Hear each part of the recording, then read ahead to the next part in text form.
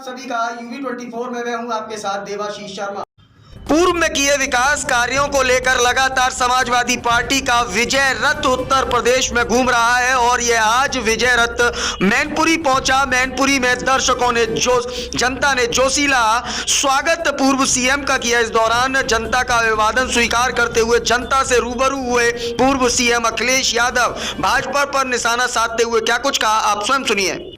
जो जनता ने मन बनाया है, जनता भारतीय जनता पार्टी के खिलाफ खड़ी है और जनता के साथ समाजवादी पार्टी खड़ी है। जनता का सहयोग मिलेगा, उत्तर प्रदेश से भारतीय जनता पार्टी का सफाया होगा। अखिलेश जी, कांग्रेस पार्टी ने एक ट्वीट करा है जिसमें नेताजी हैं और मोहन भागवत जी हैं, तो उसमें कह रहे हैं कि कांग्रेस पार्टी के नई सपा का मतलब संघवाद है। कांग्रेस पार्टी का देखने का तरीका अलग है। मैंने दूसरी तस्वीर देखी जिसमें नेताजी शरद पवार जी से मिल रहे हैं। सुप्रिया सुले जी सांसद हैं, वो हमारे बगल में ही बैठती हैं लोकसभा में। वो नेताजी उनको आशीर्वाद दे रहे हैं और सोफे में बैठ के क्या बात हो रही है कांग्रेस को कैसे पता? मुझे लगता है नेताजी के पास, और नेताजी ने बता दिया है कि अब उत्तर प्रदेश से भारतीय जनता पार्टी का सफाया होना तय है। और नेताजी ये भी कहे होंगे कि बाबा जी अब जा रहे हैं उत्तर प्रदेश से, इसीलिए हो सकता है कोई आ गया हो नेताजी के पास शुभकामनाएं देने। कांग्रेस को कहाँ देख रहे हैं? कांग्रेस, उसके बारे में हम चर्चा नहीं कर रहे हैं। क्यों बच रहे हैं सर? आप पिछली दफा भी रायबरेली में थे, बड़ा कांग्रेस एग्रेसिवली समाजवादी पार्टी का समर्थन जुट रहा है और मैं इस जनता का धन्यवाद दूंगा कि जनता अपने पैसे संसाधन से आ रही है। ऐसा नहीं कि भारतीय जनता पार्टी का कार्यक्रम हो 500 किलोमीटर दूर, लेखपाल, तहसीलदार, SDM, DM बसें भर रहे।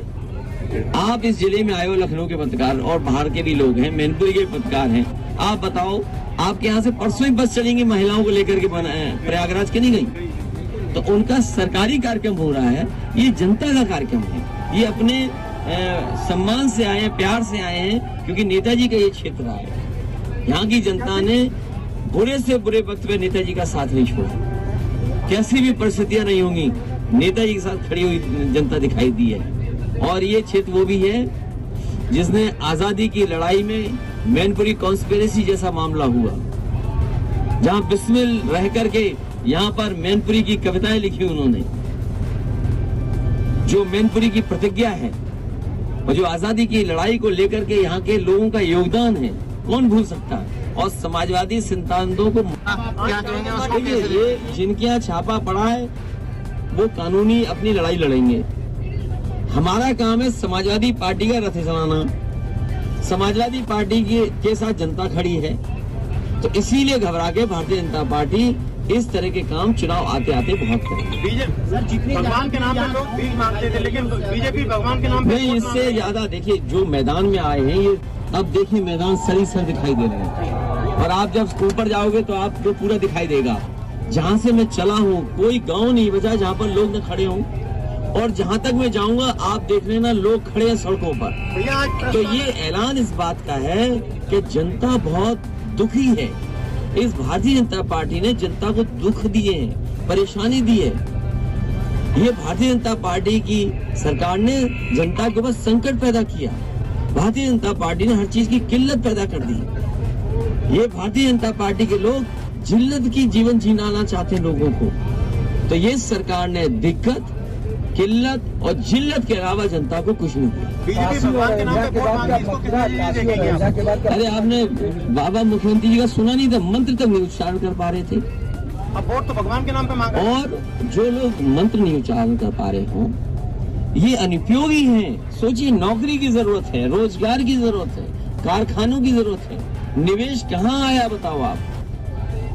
उत्तर प्रदेश की जनता ने मनमाया है कि उत्तर प्रदेश में 4.5 साल से ज्यादा, लगभग 5 साल होने जा रहे हैं, उत्तर प्रदेश के अनुपयोगी मुख्यमंत्री को हटाने का काम करेंगे। अखिलेश जी, आप रथ यात्रा का जिक्र कर रहे थे, वो कार्यक्रम हुआ, बार बार कार्यक्रम हो रहे हैं, पूरी दिल्ली के कैबिनेट मंत्री आ रहे हैं, और जो भाजपा के अलग अलग मुख्यमंत्री हैं वो आ रहे हैं। एक तरफ आप है, गठबंधन के छोटे छोटे दल है, कैसे देख रहे हैं इस पूरी तैयारी को? उत्तर प्रदेश में जैसे जैसे भारतीय जनता पार्टी को हार सताएगी, जैसे जैसे जनता और बाहर सड़कों पे आएगी, भारतीय जनता पार्टी घबरा करके पूरे देश के मुख्यमंत्री, पूरे देश का नेतृत्व उत्तर प्रदेश में भेजेंगे। साथ साथ कुछ अतिथिगण भी आएंगे, आईटी डिपार्टमेंट आएगा, सीबीआई आएगा, ईडी आएगा। ये भारतीय जनता पार्टी के प्रकोष्ठ हैं, ये प्रकोष्ठ भी आएंगे। मैनेजमेंट देखा था सरकार का, कितने लोगों की जान चली गई, ऑक्सीजन के लिए भागते रहे लोग, अस्पताल में बिस्तर के लिए भागते रहे, दवाई के लिए लाइन में लगे रहे। क्या सरकार ये सब भूल गई? इस बार जनता नहीं भूली है। जिन्होंने लाइन में लगाया, इस बार जनता लाइन में लग करके भारतीय जनता पार्टी को उत्तर प्रदेश से हटा देगी। एमआईएम जिस तरीके से एक्टिव हुई है और खास करके एमआईएम 2014 से पहले नहीं था। लिंचिंग शब्द बड़ा चर्चा में है। राहुल गांधी जी ने ट्वीट किया, लिंचिंग शब्द 2014 से पहले चर्चा में नहीं था। इस सरकार ने ऐसा माहौल बनाया। ये नफरत, लोगों के बीच में खाई पैदा करना, धर्म के आधार पे लोगों को झगड़ा कराना, जात के आधार पे भेदभाव करना, ये भारतीय जनता पार्टी की सरकारों में लगातार हुआ है और भारतीय जनता पार्टी के लोग उसमें शामिल रहे हैं। आज भारतीय जनता पार्टी बताए कि उत्तर प्रदेश के विकास का रास्ता क्या है। किसानों को धान की कीमत मिल गई क्या? खाद क्या किसानों को मिल गई? खाद की बोरी से चोरी हो गई, बिजली महंगी हो गई, नौजवानों को नौकरी नहीं, रोजगार नहीं, कोई निवेश नहीं आया, कोई बड़ा कारखाना नहीं लगा। अभी भी सरकार दूसरों के काम अपना बता रही है, रंग बदल रही सरकार। इस बार जनता मन बना करके बैठी है कि उत्तर प्रदेश से भारतीय जनता पार्टी का आज पूरे कार्यक्रम में प्रस्ताव का झंडा नहीं लगा। आप ये बताइए, इस जिले में किस प्रोडक्ट के लिए कोई पैसा आया है? ये केवल प्रचार है इनका। कोई कारखाना, उद्योग या छोटा कारोबार धंधा करने वाले की कोई मदद नहीं की।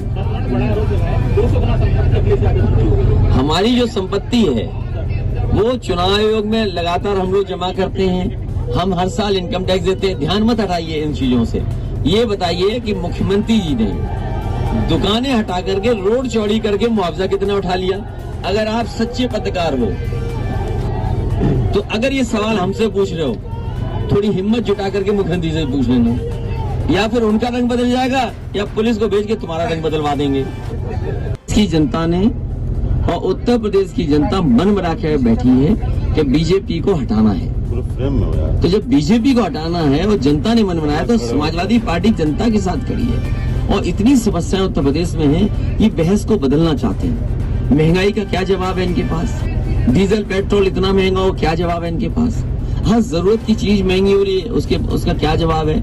जो आप कपड़ा पहनेंगे वो महंगा होगा, जो चप्पल आप पहनेंगे वो महंगा होगा, जो सामान आप खाने का खरीदोगे वो महंगा होगा। तो आखिरकार सरकार महंगाई क्या कर रही है? भविष्य के बारे में सरकार को क्या चिंता है? जो नौजवानों की पढ़ाई नहीं हो पा रही, बच्चों की पढ़ाई नहीं हो पा रही, जो स्कूल हैं, स्कूलों की पूरी पढ़ाई चौपट कर दी, पूरी पढ़ाई चौपट। बैंक के लोग अभी हड़ताल पे थे। बैंक में ब्याज रखोगे तो आधा हो गया ब्याज भी बैंक नहीं दे रही और बैंकिंग डूब रही है। सोचिए कितनी बड़ी बात हो रही है अर्थव्यवस्था के साथ। जो बैंकों में पैसा रखा जाता था उसका भी ब्याज आधा हो गया, बैंकें डूब रही हैं, कमाई आधी है, महंगाई दोगुनी है। तो लोगों के बीच कैसे खुशहाली आएगी? सबको पता थी, अखबारों में छपता था, पिछले 1-1.5 साल से अखबारों में छप रहा था। आम लोगों में ये चर्चा थी कि जैसे ही चुनाव करीब आएगा, Bharatiya Janata party income tax department को उत्तर प्रदेश में भेजेगा, सीबीआई को भेजेगा, ईडी को भेजेगा। ये शुरुआत हुई। आप देखिए तो सही, चुनाव की तारीख आते आते कितने लोगों के यहाँ ईडी, सीबीआई, इनकम टैक्स आएगा। ये सब भारतीय जनता पार्टी के प्रकोष्ठ हैं। इन प्रकोष्ठों से भी मुकाबला करना पड़ेगा। बीजेपी भगवान के नाम पे वोट मांग रही है। और केवल हमारे यहाँ नहीं आ रहे। अरे पत्रकार साथियों, आपने दाल में पानी दिखा दिया कि दाल जो बन रही है उसमें पानी है, तो क्या हुआ था सोचिए आप। बीजेपी भगवान के नाम पे वोट मांग रही है, लोग भगवान के नाम पे रुपए मांगते थे, भीख मांगते थे। योगी जी कह रहे हैं बीजेपी हो गई है, उन्होंने मथुरा में कहा है। भारतीय, देखिए ये अनुपयोगी मुख्यमंत्री सड़कों पे सांड नहीं पकड़ पा रहे, बताइए आप। हजारों करोड़ रुपया लूट लिया गया, बर्बाद हो गया, बताइए आप। माँ गंगा की कितनी सफाई हो गई, सब नाले खुले चले जा रहे हैं। और आपने देखा नहीं कि माँ गंगा वैसी गंदी की गंदी है, क्योंकि मुख्यमंत्री जी को पता था कि माँ गंगा की सफाई नहीं हुई। उन्होंने कहा प्रधानमंत्री जी डुबकी ले लें, और डुबकी वहीं ली जहां से लाशें बह के गई थी। ये कौन भूल जाएगा?